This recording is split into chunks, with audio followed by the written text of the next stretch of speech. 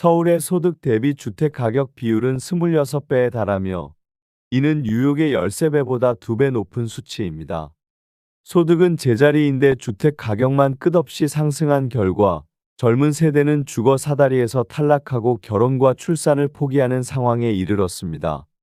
지금의 부동산 가격은 실질 소득과 전혀 괴리된 빚의 거품일 뿐입니다. 이미 OECD와 주요 국제 기관들도 한국 경제의 회복 가능성보다는 장기 침체를 전망하고 있으며 주택 시장의 버블 붕괴 가능성을 높게 보고 있습니다. 경기도 시흥시 능곡동에 위치한 제1풍경채센터 아파트는 2020년 12월에 사용 승인을 받은 단지입니다. 이 아파트는 7개 동으로 총 698세대가 거주하고 있습니다. 최고 층수는 25층이며 용적률 179%, 건폐율은 12%입니다. 총 주차 대수는 1018대로 세대당 1.45대입니다. 29평형의 공시가격은 3억 8,300만원, 보유세는 약 42만 4,360원입니다. 이 아파트는 2020년 당시 29평형 매매가가 5억 9,500만원에서 최고 8억 4,800만원까지 상승했으나 최근 2025년 4월 기준으로 6억 1천만원에 거래되어 최고액 대비 28% 하락했습니다. 교통편으로는 시흥능곡역이 339m 거리에 있으며 여의도까지 약 65분, 강남까지는 약 75분이 소요됩니다.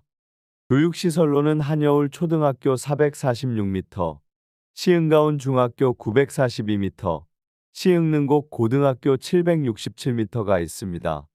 주변 상권으로는 롯데마트 3.3km가 위치하고 있습니다. 종합병원으로는 한도병원이 약 4km 거리에 있으며 반경 1km 이내에 병원 34개, 약국 9개, 편의점 11개, 마트 4개, 학원 35개가 분포되어 있습니다.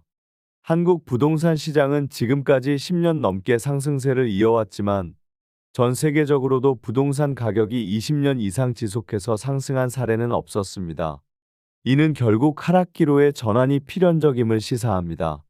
현재의 부동산 시장은 실수요보다 투자 심리에 의존해 있었고 그 흐름이 점점 끝나가고 있는 국면에 있습니다.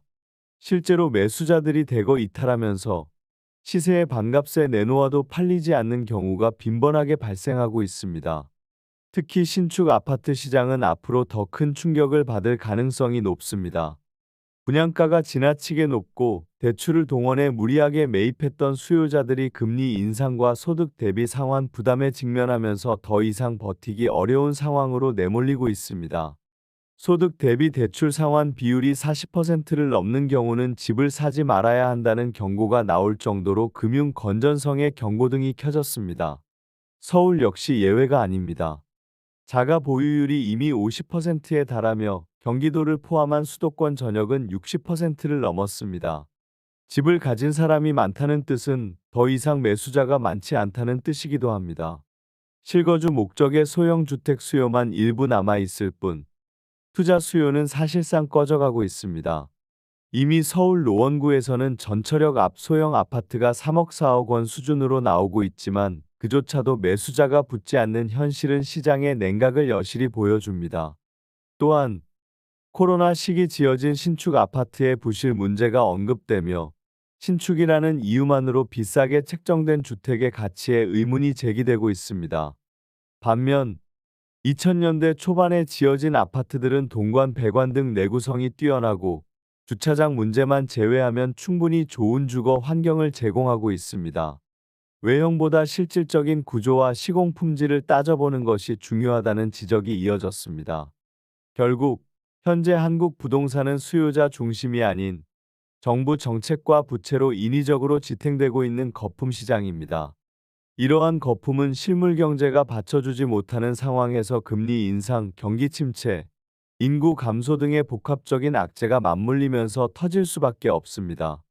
지금은 실수요자들도 조급하지 말고 충분한 여유와 검토를 통해 진입 여부를 판단해야 하는 시기이며 무리한 대출을 통한 매입은 장기적으로 큰 손실로 이어질 가능성이 높습니다. 따라서 부동산 가격은 결국 크게 하락할 수밖에 없습니다.